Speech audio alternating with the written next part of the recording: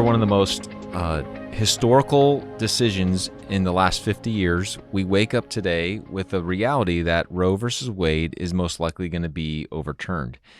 Today on Life Talks, we're going to be discussing a post-Roe world. And we discussed this about a month ago with Josh Brahm.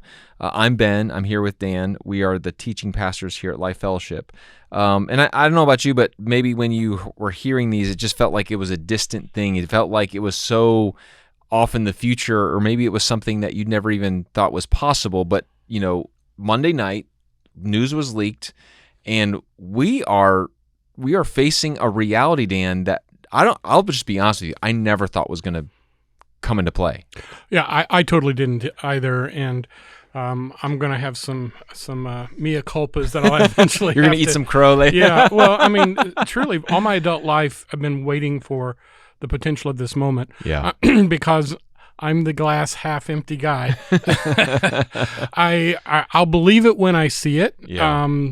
Obviously, you know, we've got several things I want to talk about today. But one of them is, first of all, just the assault on the institution about what happened, which was basically this, that somebody inside the Supreme Court released a preliminary draft of a decision whereupon Roe versus Wade would have been overturned.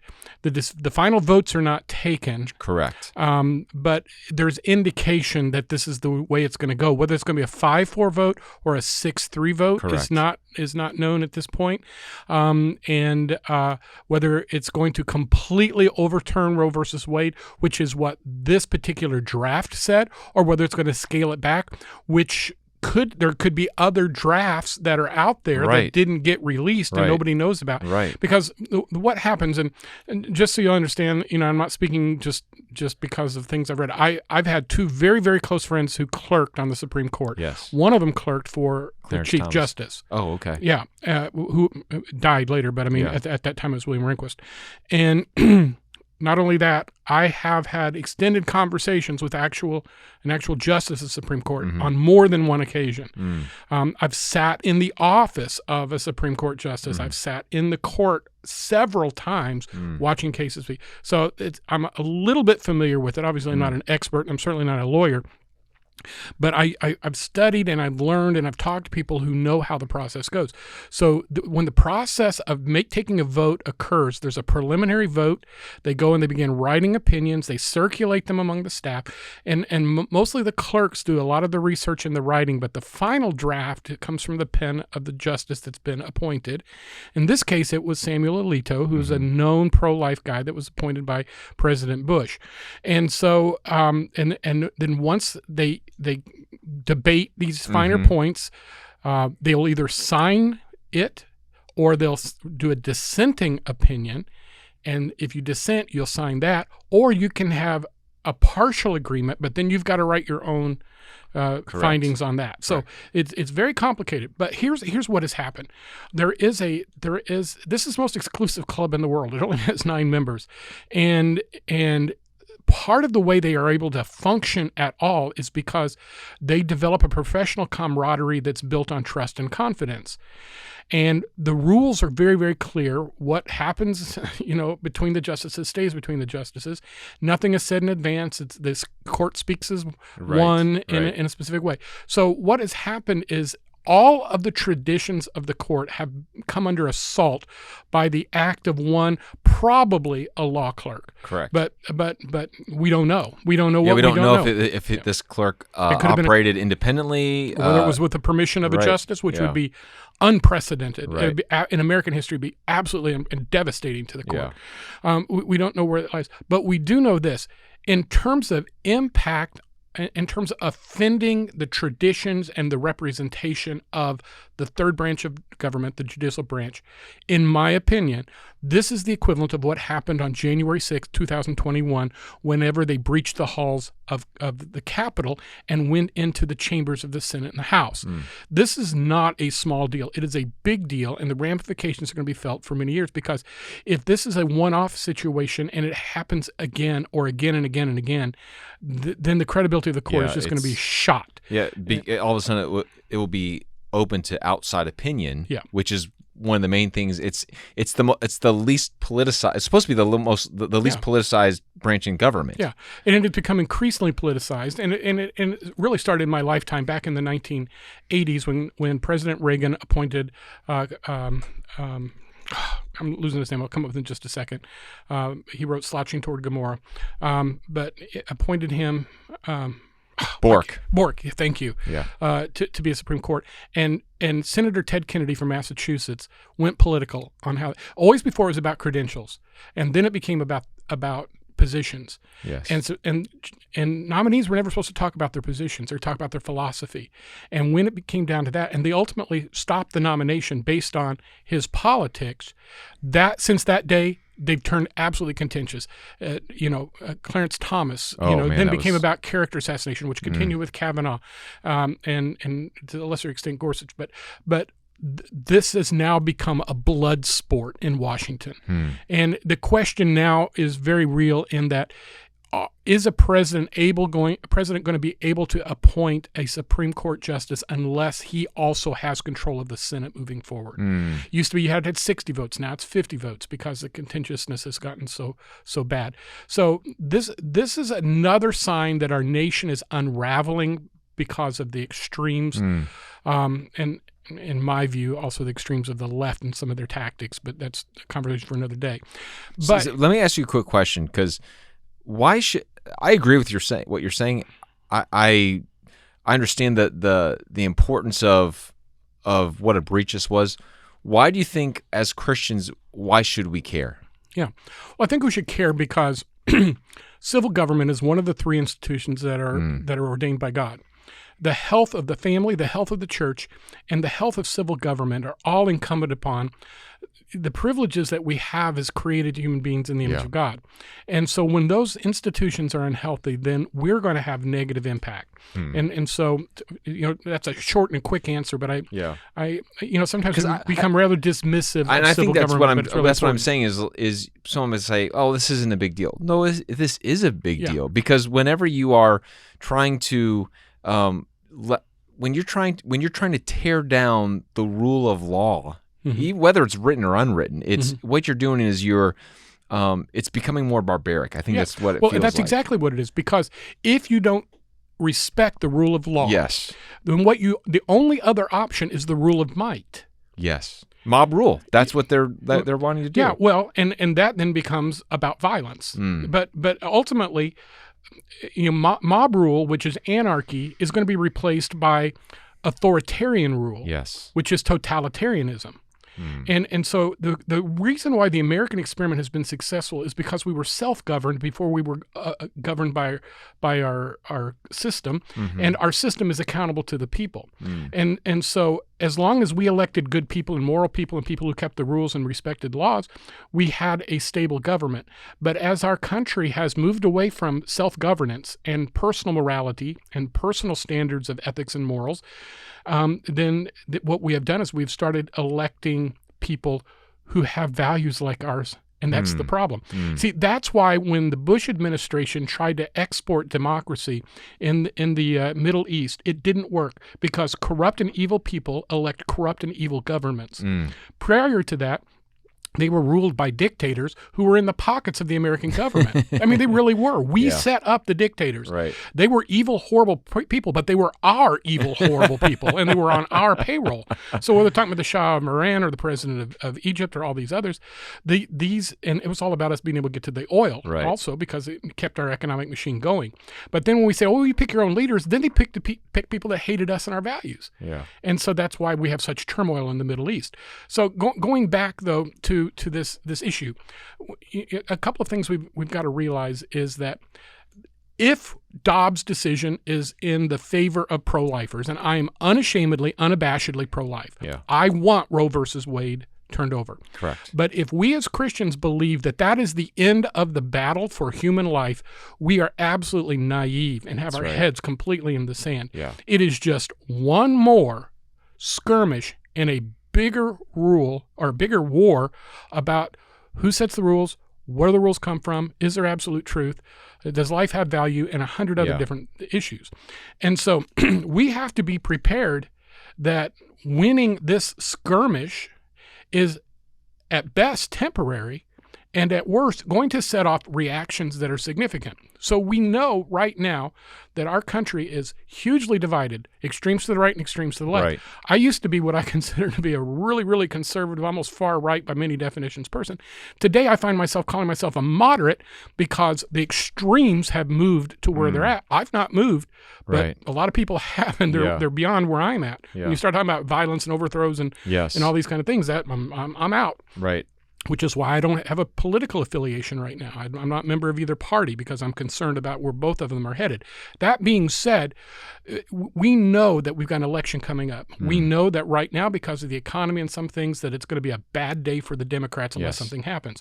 So what is the natural Democrat response going to be? Well, we're going to want to use anything that comes our direction to either divide the Republicans, or it's going to be to rally our base. Well, this is a perfect base rallier because Democrats basically, there was a day before Democrats went extreme where they said, well, abortion needs to be rare but safe. Today it is abortion needs to be able to be taking place until the baby is viable and beyond. I mean, some of the extremes that are going on, and we're seeing what the extreme reaction is going to look like now. It's going to look like this in two ways. First of all, governmentally, those states which are more liberal, that would be what we would call blue states, are passing laws right and left that basically are permitting the most egregious partial birth abortion. There's even one that says after a baby's born alive that they have 28 days before they have to give the baby medical care, and they can let the baby die if there's some kind of defect in it. They're horrible. Now, those will all go to court eventually, and that'll bring me to something else that has yet to be decided that I think is important. But on the right, and again, I'm for these laws. I believe them. They got the Texas law that's now being replicated in 21 states that basically says, no, we're not going to have abortion. Just period. Or if we're going to have it, it's going to be extremely rare, life of the mother or something along that line. So we're immediately polarizing our nation to these extremes. So that's one facet. The other facet is what private business is starting to do. And this is kind of under the radar. Most people aren't seeing it. But I understand Amazon just issued a statement on this. And they're basically saying, if you want an abortion and you work for us, we will send you to a state that has liberal abortion philosophy and practices, and we'll pay for it. Up to $4,000 in the case of one business. So in other words, they're going to use the money that they make off of your supporting them to facilitate a murder. Because I believe that's what it is. And by the way, this is both moral implications, but also, you know what? If you murder your baby, you're not going to have to pay that mother for comp time or for pregnancy time, family leave time. She's going to be able to stay on the job, all the other things. Don't believe this is just pure benevolence. This is even wickeder than that. So those are two aspects that we see coming out. These are reactions to what is happening. Now, this is important to understand about the Roe versus Wade versus Dobbs decision. Roe versus Wade has been a problem to constitutional originalists all along because basically what it said was there is a fundamental right in the Constitution for a woman to be able to terminate a pregnancy. You can't really find it. It's not there. It's horrible. It's horrible legal philosophy, which has been the contention of conservatives all the time. So where has the ability to limit these kind of procedures always been vested? As close to the people as possible on the state level. That's where it was before the Roe versus Wade decision. So all it did was create. And that's why it's been so divisive for 50 some odd years. It's because it's not a clear constitutional issue. Now, let's say we wanted it to be a constitutional right. There's a process whereby you can amend the Constitution and say every woman has a right to terminate a baby. And you can put that in place and codify it in Constitution that they have a right to abortion. There's no more argument. No more argument, no more But what we have are activist judges who say we're taking the shortcut. And when you take a shortcut in the rule of law, you create controversy. All that the Dobbs decision would do, it doesn't go far enough as it's currently drafted, in my opinion, but it wasn't supposed to. But all it does, it says it goes back to the states.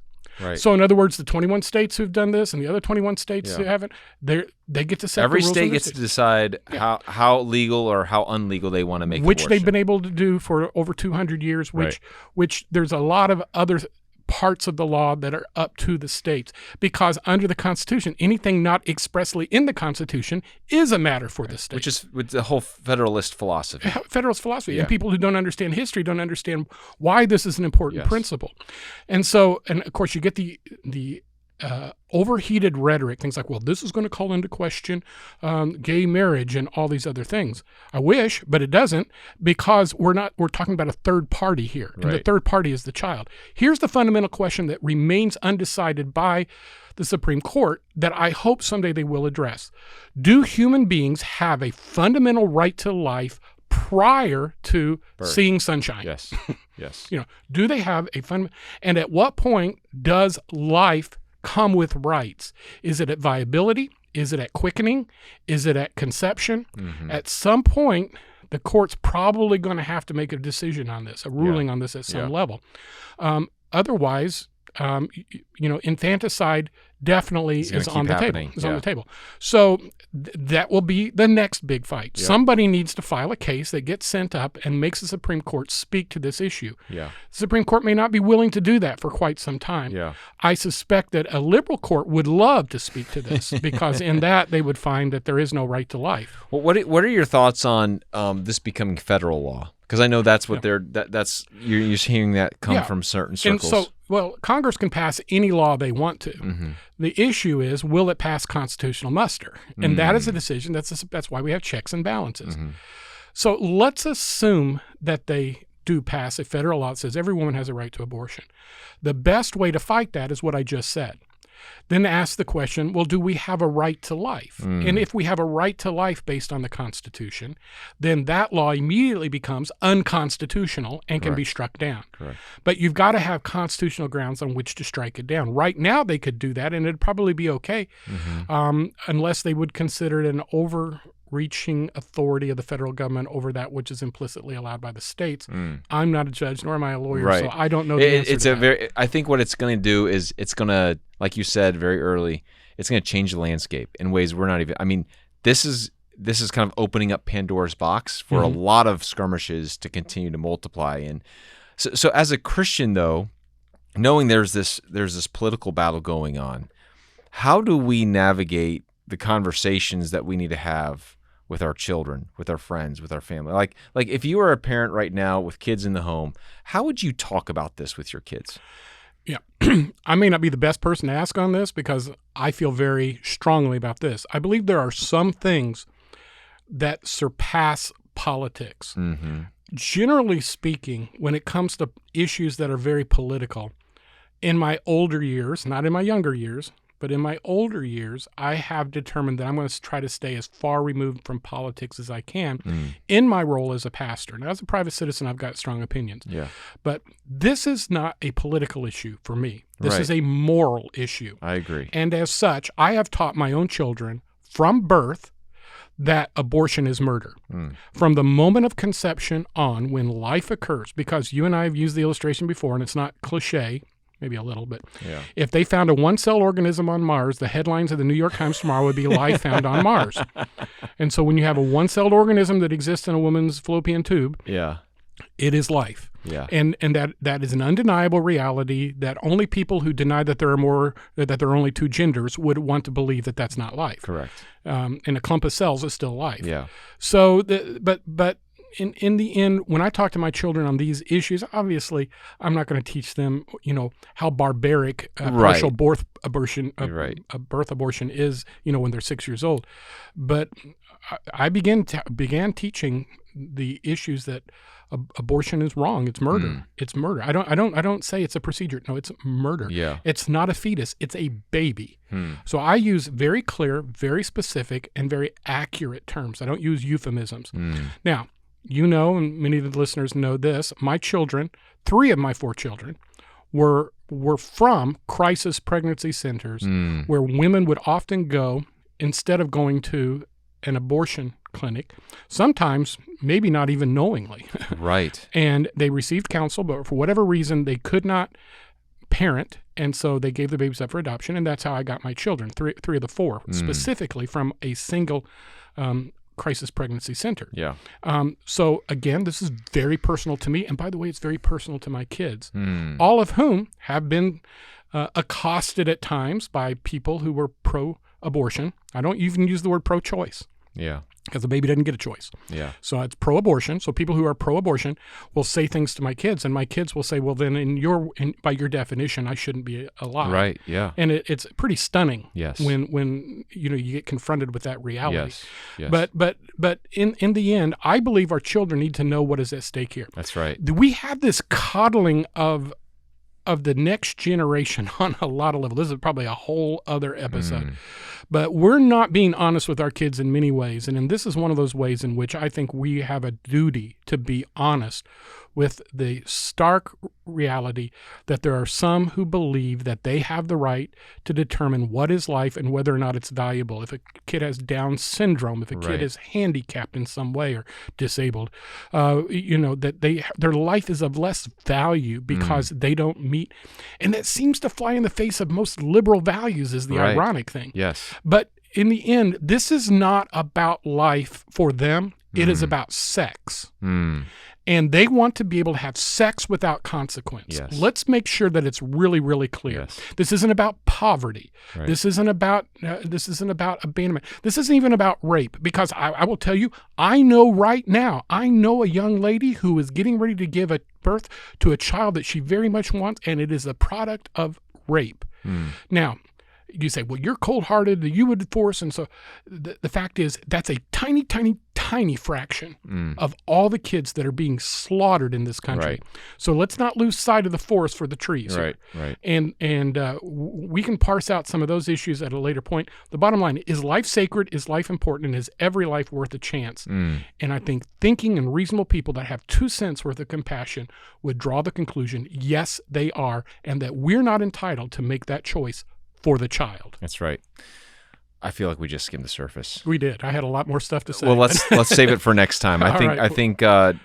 This was going to be one episode. I think we need to make it 2, just because we're going to have to walk this out as a church, as believers, and to look at this beyond the political lens. Because when we read the news, everything's going to be through this political lens, and I think we need to look at it through the biblical lens as well. So we'll talk about that at our next episode. Thank you so much for joining us at Life Talks. We look forward to talking to you next time.